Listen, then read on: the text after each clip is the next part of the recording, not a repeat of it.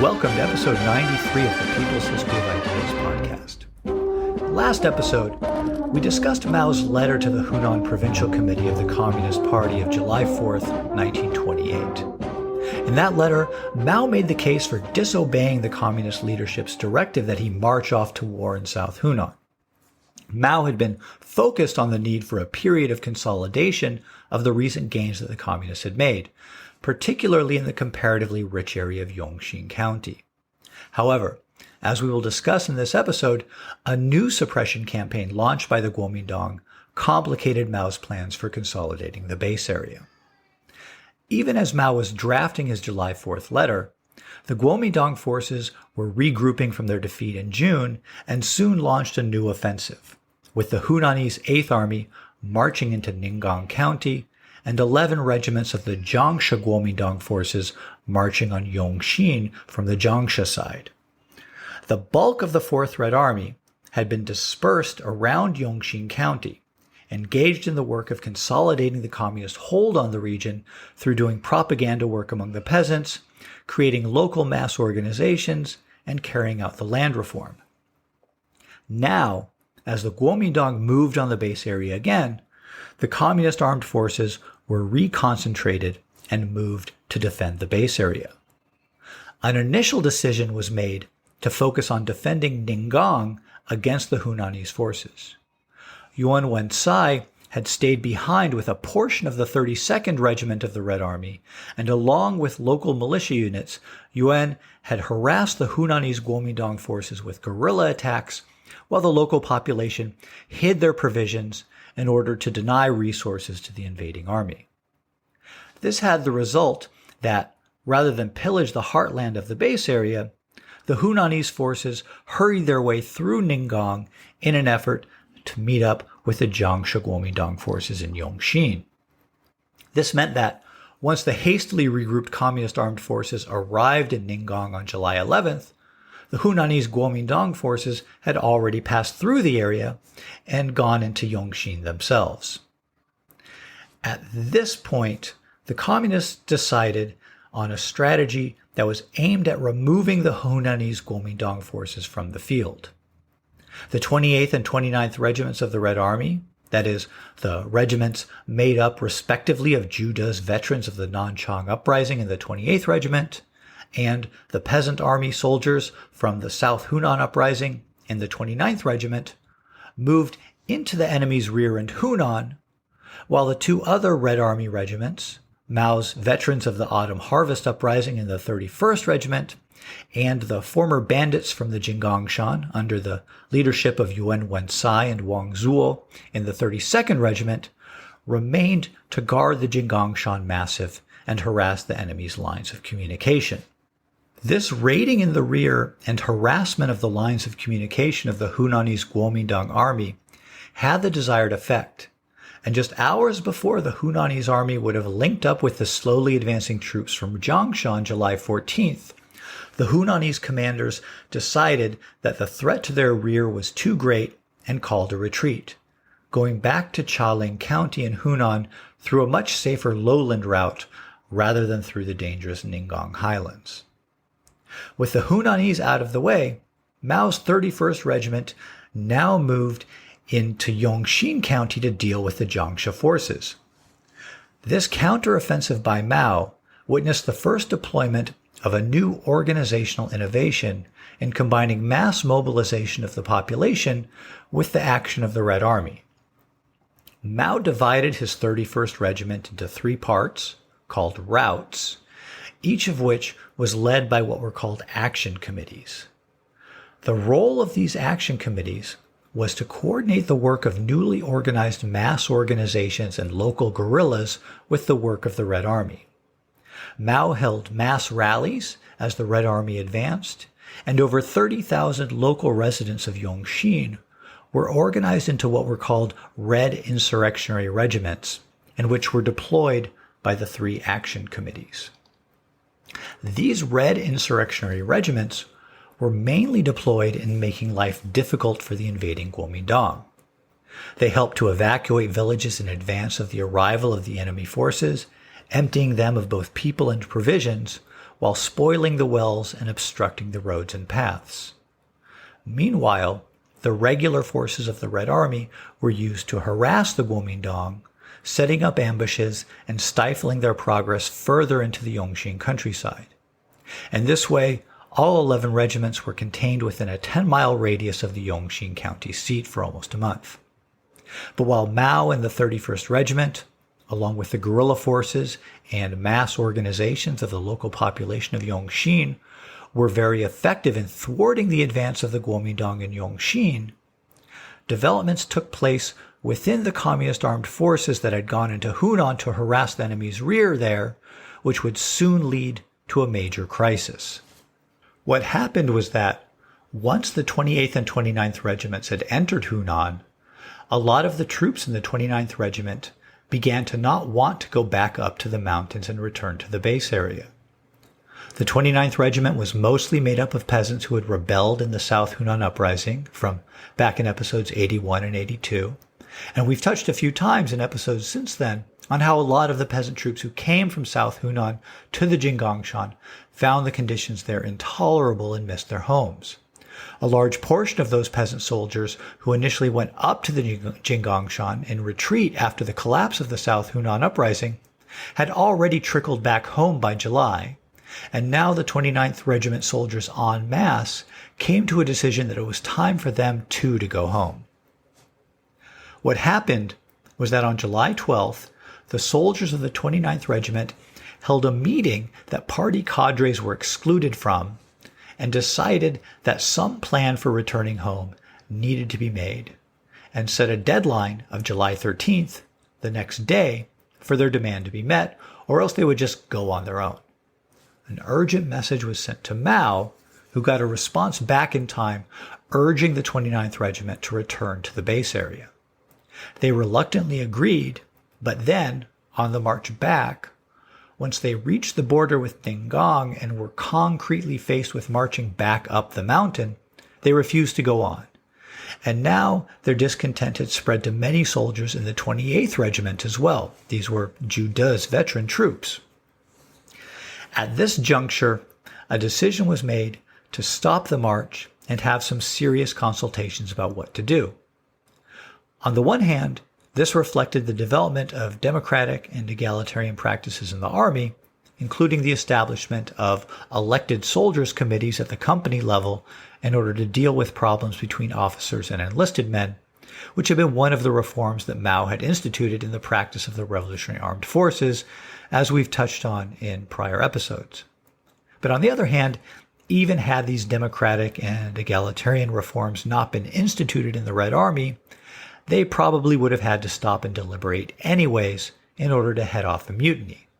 During these deliberations, Zhu De strongly urged that the army should return to the base area and help with the defeat of the Jiangxia Guomindang troops that were being contained in Yongxin by Mao's 31st Regiment.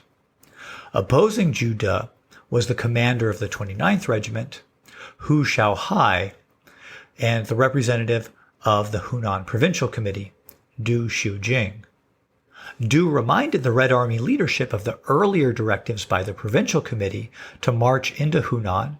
One of the instructions, as you might recall from episode 89, called on the 4th Red Army to, quote, kill their way along a bloody route, end quote, back into South Hunan. And so why not just do that now, since they had started on their way now anyways? Never mind that the current military plan had only been for them to advance into Hunan so as to divert the Hunanese Guomindang forces from their assault on the base area. Du appears to have even fanned the flames of dissent among the rank-and-file soldiers by letting it be known that the Hunan Provincial Committee had ordered the army to march into Hunan. The dispute over military strategy between Mao on the one hand and the provincial leadership on the other hand had been a matter only known to the leadership previously. With the deliberations deadlocked among the army leaders, the idea was put forward that the 29th Regiment could march into Hunan and the 28th could return to the base area. But it was agreed that on its own, the 29th Regiment couldn't survive. So then it was decided to send Du Xiujing up to the party offices in Ninggang to discuss the matter with Mao in person.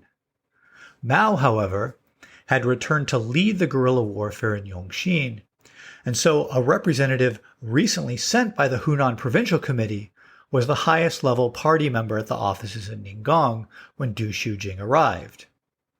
This provincial committee representative told Du Xiujing that it was okay to march on into South Hunan, and so that is the message that Du brought back to the 28th and 29th Regiments. The army then marched off. However, after not too long, a messenger arrived with a long letter from Mao. Mao had gotten wind of what was happening and urged the 28th and 29th Regiments to return to the base area. However, at this point on July 17th, the leaders of the 28th and 29th Regiments decided that they had already committed themselves to their course of action and decided to keep going. The 28th and 29th Regiments now moved quickly on Quanzhou, a city that they had held during the South Hunan uprising.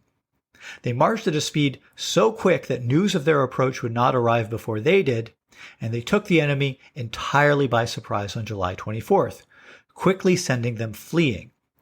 This is how Zhu De described the taking of Quanzhou to Agnes Smedley for her biography of him. General Fan's troops occupied a South Hunan city well stocked with ammunition. Swooping down upon the city, General Zhu's troops surprised a few companies of Fan's troops drilling in a field. General Zhu calmly walked into their midst while his troops disarmed the last man of them without firing a shot. Next, Zhu nonchalantly entered a big hall in the city where a few hundred men were listening to a lecture. At his order, his troops took all rifles and cartridge belts hung from the walls of the hall, while the hundreds of men sat at their desks and stared in amazement. In the meantime, the rest of his troops, equipped with shoulder poles and ropes, were carrying out boxes of ammunition. Okay, that was Agnes Smedley's her telling of the taking of Quanzhou as told to her, based on what was told to her by Zhu De, although Zhu De doesn't go on to say how this is all going to end. Anyways, the Guomindang forces that had held Quanzhou were those led by Fan Shisheng. If you don't remember Fan Shisheng, he was the Guomindang general and old friend of Zhu De's from his days with the Yunnan army, who we met in episode 81. He was the guy who let Zhu De and his retreating forces hide and recuperate among his own troops before Zhu De eventually left and participated in the South Hunan uprising. Now, though, Fan Shisheng was holding Quanzhou, and there was no question of renewing the alliance. In Quanzhou, the breakdown of Red Army discipline that had already begun with the refusal to return to the base area now took on new dimensions. Instead of pursuing the enemy, many troops wandered the city. They looked for food, got haircuts, and generally availed themselves of urban amenities that were lacking in the Jinggangshan. There was even some looting, which was very unusual for the Red Army.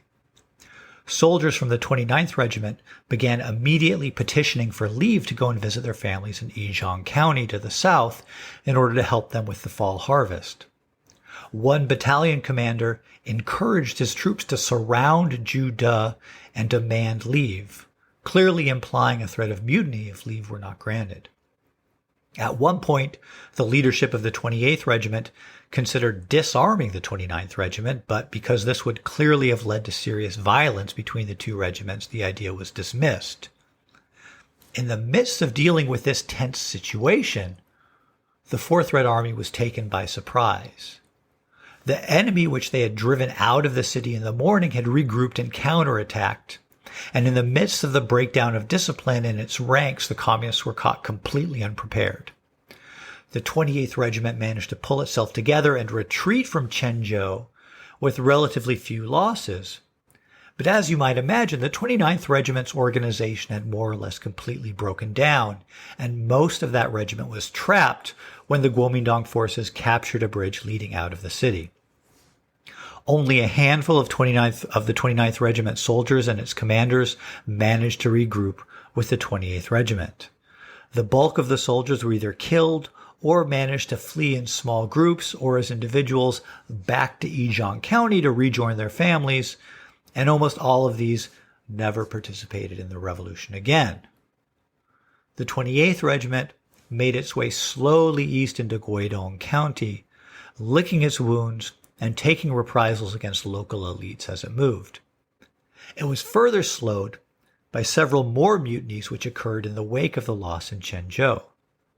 One battalion commander, Yuan Chongquan, a Whampoa Military Academy graduate whose battalion had been sent ahead as an advance guard, decided to defect to the Guomindang and wrote a letter back to the Red Army urging the soldiers to rise up and kill their leaders. And 3 other battalion-level officers were executed for mutiny, while the 28th Regiment spent a few weeks recuperating in Guomindang County, although it's unclear whether these mutinies were separate from or linked to Yuan Chongquan's mutiny. Meanwhile, in Yongxin, by mid-August, the Guomindang forces that had been contained in the immediate environs of the county seat had come to learn of events in Hunan. In particular, now that they understood that the main force of the 4th Red Army was nowhere nearby, they were emboldened to press a new offensive, confident that the communist forces around Yongxin would not be able to withstand a sustained assault. In the face of this new offensive, Mao and the 31st Regiment had to retreat up into the mountains in western Yongxin County. The Jiangshi Guomindang forces that had been contained pushed on toward Ninggang County, and now it was no longer possible to evacuate villages in advance of the arrival of these Guomindang forces, and there were big massacres of peasants and destruction of village property along the Guomindang's march route. While Mao and the 31st Regiment were holed up in the mountains of western Yongxin County trying to figure out what to do now, Yuan Desheng, one of the representatives of the Hunan Provincial Committee who we met last episode, arrived with the Hunan Provincial Committee's response to Mao's July 4th letter. The response was dated July 20th, but Yuan was only catching up with Mao to give him the letter in mid-August. The Hunan Provincial Committee was very upbeat about the current situation. On July 18th, a 23-year-old Guomindang colonel who had secretly joined the Communist Party at the beginning of 1928 decided, along with the other party members in his regiment, to launch an uprising. This colonel, Peng Dehuai, had been assigned in April to the northeastern Hunan county of Pingjiang in order to suppress a small communist guerrilla band there. Instead of fighting the communists, Peng kept his troops idle and spent his time reading Nikolai Bukharin's ABC of Communism and a book titled The Gist of Das Kapital. On July 22nd, Peng used his 2,000 troops to launch the Pingjiang uprising when they arrested and executed the county magistrate and over 100 landlords and local militia commanders. The next day he announced the formation of the Hunan Provincial Soviet Government and proclaimed the forces under his command to be the 5th Red Army. Mao and Zhu De's force being named the 4th Red Army, but remember, there was no 1st, 2nd, or 3rd Red Army because, as we discussed in episode 86, the 4th Red Army was meant to invoke and express continuity with the famous 4th Army of the Northern Expedition, also known as the Ironsides, in which Zhu De had served as an officer. Now, keep in mind, this letter from the Hunan Provincial Committee to Mao Zedong was written on July 20th. So they knew that Peng Dehuai was about to launch his revolt, but they had no idea whether he would be successful or not. Which speaks to another aspect of this letter that Mao clearly found exasperating, because the Hunan Provincial Committee expected Peng Dehuai's uprising to be successful. They now had the idea that rather than strike south toward South Hunan as they had earlier urged, now they wanted Mao to take his forces up toward Anyuan, where the Hunan Provincial Committee was based, in order to aid what they said was an imminent general uprising in the region, which would link the area from northeast Hunan all the way down to the Jinggangshan, and eventually down all the way through southern Hunan into one long communist-controlled area along the Jiangxi border. It also just so happened that the provincial committee in Anyuan had suffered serious losses due to the exposure of its operations by government agents, and so it would be awfully helpful to have the 4th Red Army march into the area and put an end to the persecution of the communists in the provincial committee's home base. Mao, having just had to retreat from the rich lowland regions of Yongxin County, which he had hoped would provide an economic foundation for an expanded base area, was not exactly stoked at this new order for the Provincial Committee ordering him to march his forces to Anyuan to pull their fat from the fryer. At the emergency conference that Mao called, where the leading cadres who could be quickly convened met to discuss the orders from the Provincial Committee, he directed a series of mocking and ironic questions at Yuan Desheng, asking him how many strikes or student protests or peasant uprisings or guerrilla units there were in the areas he was being ordered to march into, without the least hesitation, as the orders went. As legend has it, a local peasant who had been with Juda's troops in Hunan returned home during this meeting and delivered the news of the defeat at Chenzhou. This provided the final excuse that Mao needed to once again refuse the Provincial Committee's orders. Instead, Mao decided to take one of the 31st Regiment's 2 battalions and go south to look for Jude, while the other battalion and the 32nd Regiment remained behind to defend the base area. Next episode, we'll see what happens as Guomindang forces overrun most of the base area, and Mao and Zhu regroup their forces and fight to win back the base. All right, see you next time.